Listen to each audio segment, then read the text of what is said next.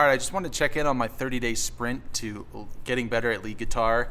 I think what's abundantly clear through this is that 30 days is not going to be nearly enough, but it's a good way of thinking, just getting yourself motivated and giving yourself a time frame and understanding how far you need to go. I think that's something I didn't even think about before. I just was like, why am I not better?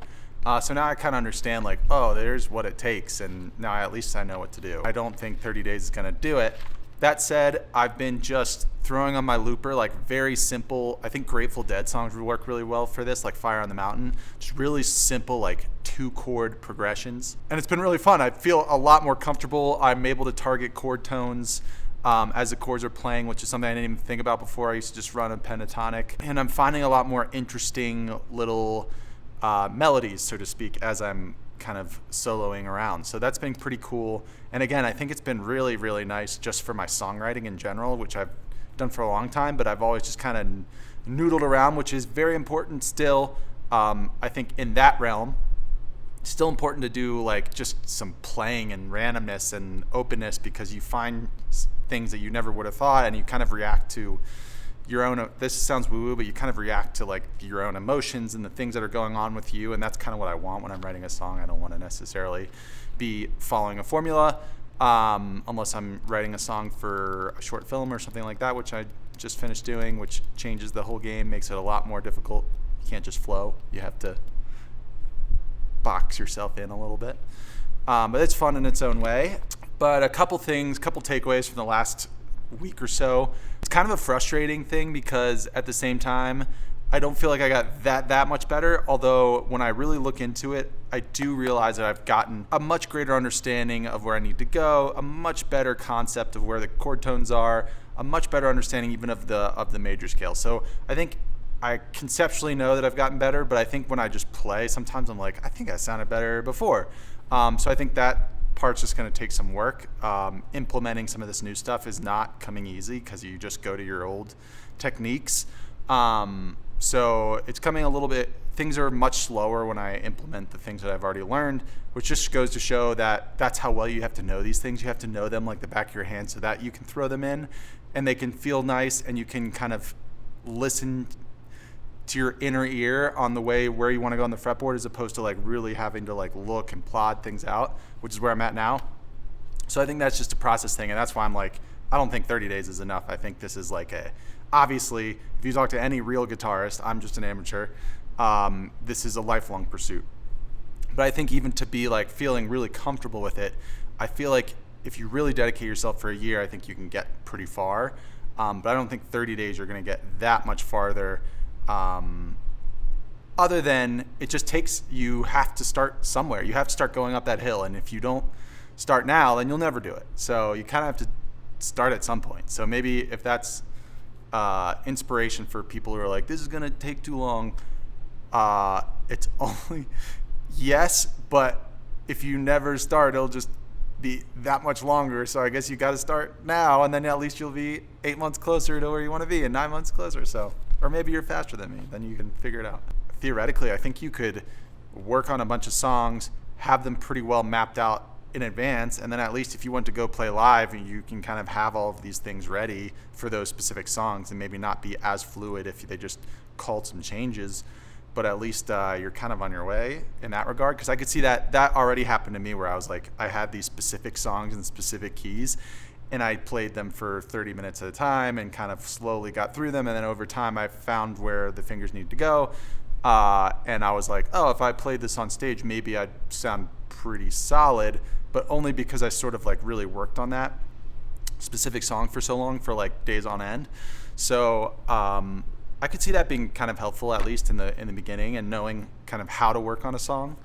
And then hopefully over time, I guess those patterns become so ingrained that when you hear 1-4-5, you can go transpose to any key, and you know what licks you want to hit, and you know how to expand upon those.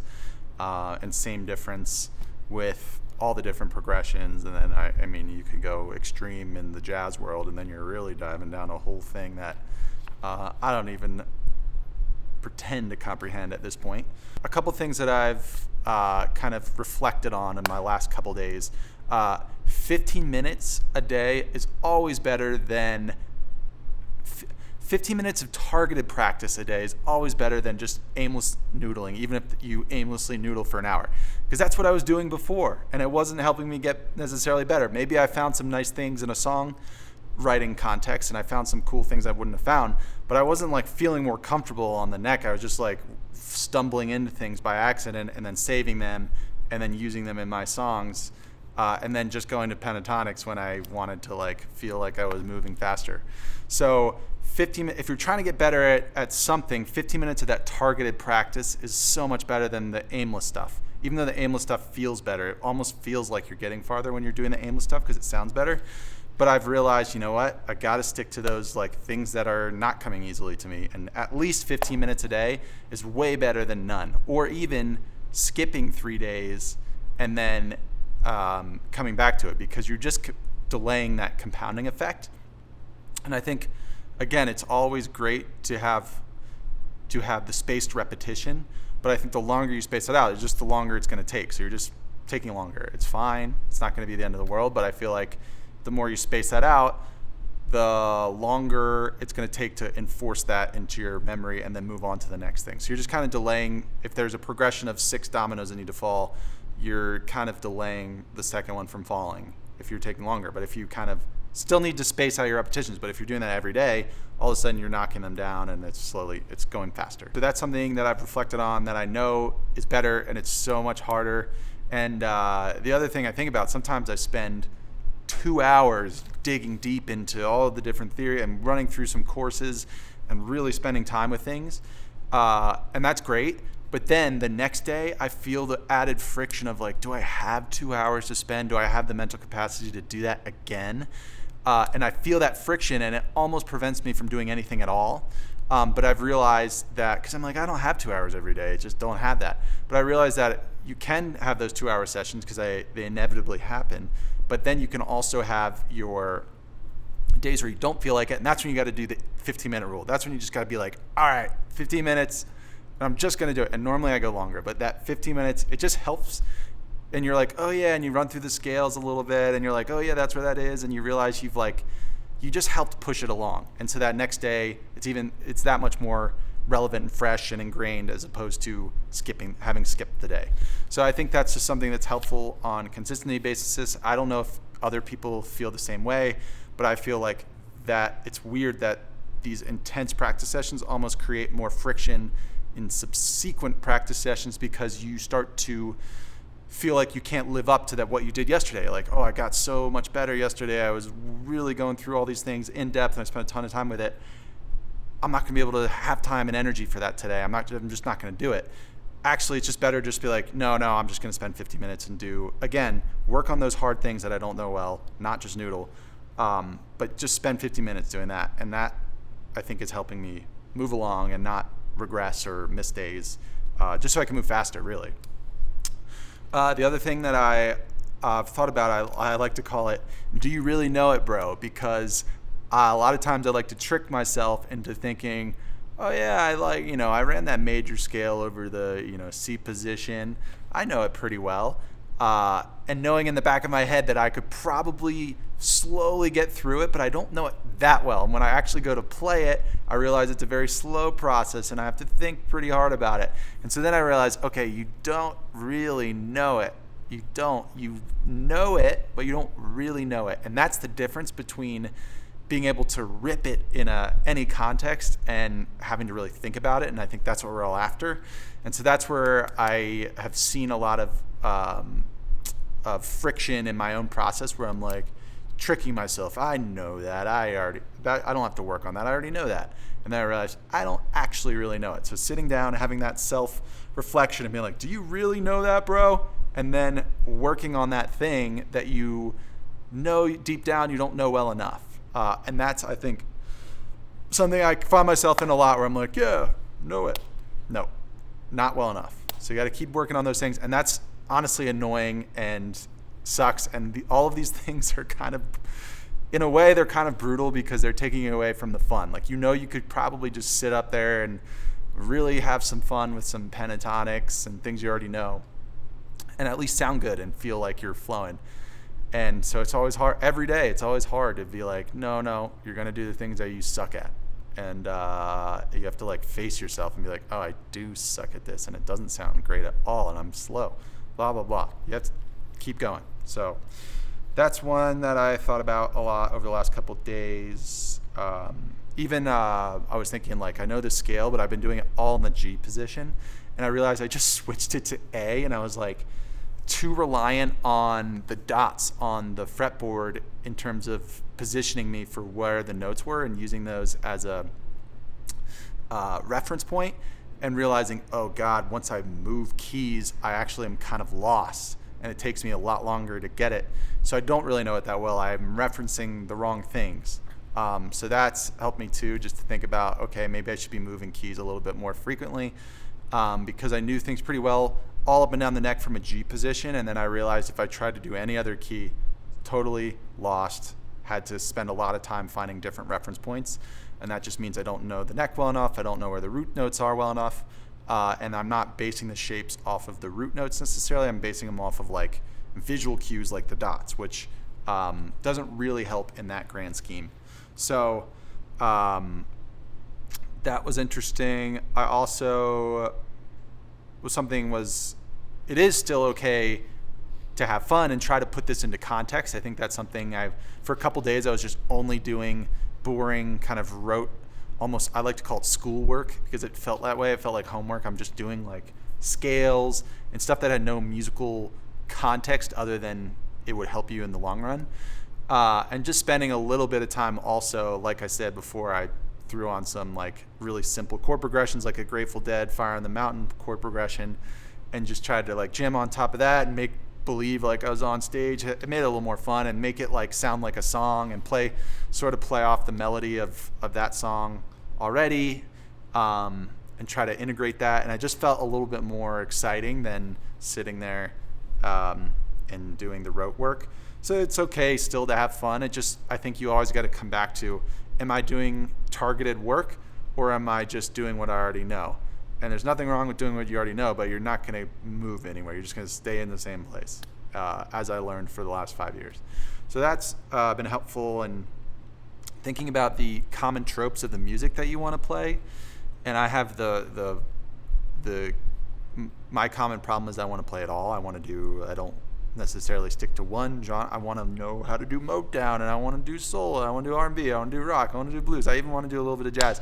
I have all these ideas. I don't necessarily like want to pick one, but I think it's helpful, especially in this stage, just to pick like, all right, I'm probably, most of the music I'm going to play is going to be a 1-4-5 progression of some sort. That's like a country thing, a bluegrass thing, a rock thing, pop thing, even blues, although the blues you got to know that you're working off of your dominant 7 chords, which isn't too complicated, and that's still fun. And then blues also has some of those like bluesy notes that you can add in, which adds a little bit to the complication. But anyway, just saying, it's kind of fun just to pick one progression or one context that you know you're going to play in a lot and that you enjoy a lot, and then focusing on that progression, then understanding those moves and having kind of those moves under your fingers really fast. And that's what I realized I didn't know well at all, was like I could do a 1-4-5 in G again, and then I was like, oh, but then move it down the neck, and do I know where the 1, 4, and 5 are in reference to each other? And I didn't really know it that well, but then over time I got better at it, and then it was really fun to be able to kind of flip up a little bit in the higher register of the neck.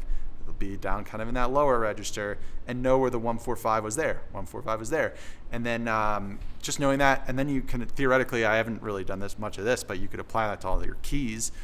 And then you're really cooking with gas, as they say, and moving along and moving through a lot of different things. So I think that's something that probably a lot of these guitarists just know like the back of their hand. They're like, all right, the 1-4-5, and they see it and they understand it, and they don't even have to look. And then they've done this ad infinity to a lot of different the common pop ones, and the gospel ones, and the R&B ones. And they've really honed them in all the keys, and then you kind of can hear it, listen, and dive right in. So I guess that's where a lot of fluidity comes from. So that's been kind of an interesting thing to really dive into, and so that helps with song work. But again, targeted song work. We're not just playing a song and then playing what I already know, but I'm trying to really implement some of this new stuff. And it doesn't always sound good. That's the frustrating part. You're like, this sounds worse. And maybe it is worse, but at this stage, I'm just trying to get better at the things that I don't know how to do. And so like, that doesn't mean that there's not a time for the pentatonics. I think it just means right now, I'm really trying to trace chord tones and make melodies with chord tones and outline the chords as I'm going through my solo, as opposed to just sitting on the scale.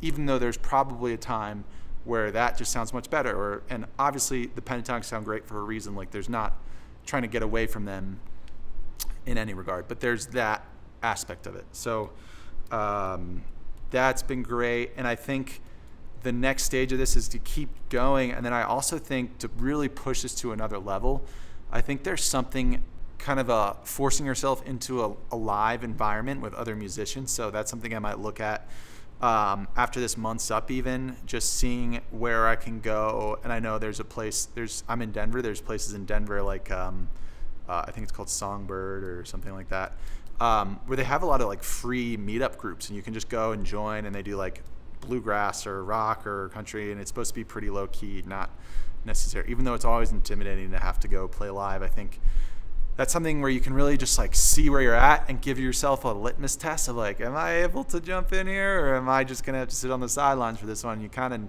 of pretty quick what you're able to do, and then hopefully you can also see what other people do, because I've always found in all of my work, no matter what I'm doing, that when I'm around somebody else doing the thing really well, I immediately learn much faster, because you're like, particularly if you can put some hours in and you can even ask them some questions, because you see what it takes, you see what they have to do, you see the type of things that they key on.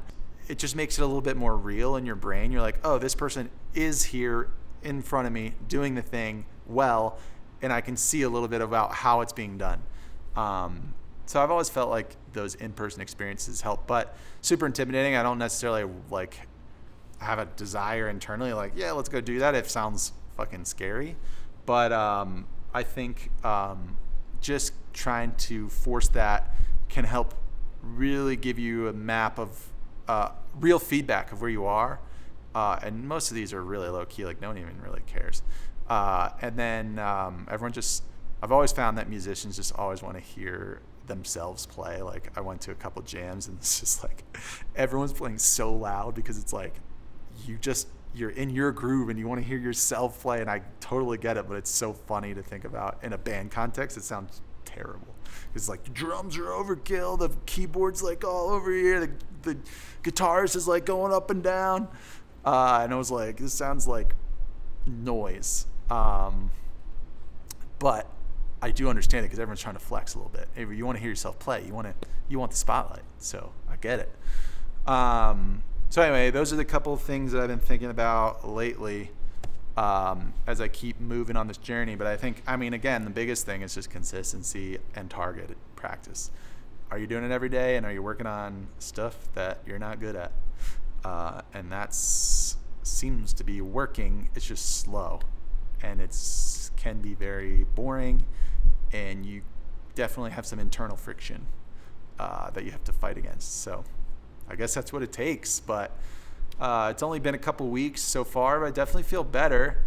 I also feel weirdly farther away from the goal than I've ever felt, just because I really now know what it's gonna take and how far I have to go to get where I kind of wanted to go. But I also know that I've gotten so much better than just the noodling pentatonic guy that I was before. So that's pretty cool.